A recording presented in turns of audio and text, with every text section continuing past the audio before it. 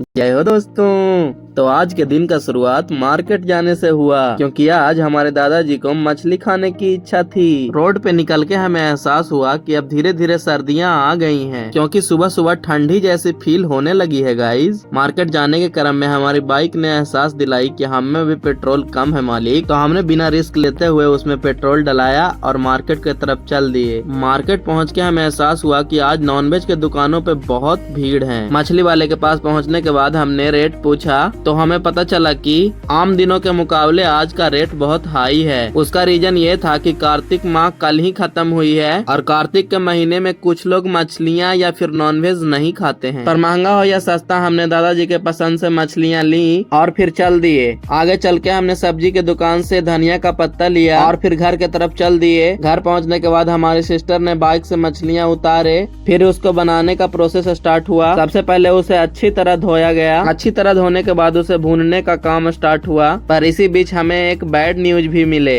और वे bad news ये थे कि किचन के गैस सिलेंडर खत्म हो चुके हैं। फिर हमने बिना देरी किए हुए सिलेंडर को रिफिल करवाने मार्केट निकल गए। गैस के गोडाउन पहुंच के हमने सिलेंडर तो जमा किया, पर गोडाउन के मुंशी जी ने हमें सिलेंडर देने से ही मना कर दिया। उनका कहना ये था कि आपको एजेंसी ऑफिस से एक स्लिप कटवा कर लाने होंगे, उसके बाद ही हम आपको सिलेंडर दे सकते हैं। यह सुन के हमें गुस्सा तो आया, पर बिना कुछ बोले हम इंडियन गैस ऑफिस पहुंच गए। जहां पहुंच के हमने मैनेजर को अपना बुकिंग नोटिफिकेशन दिखाया।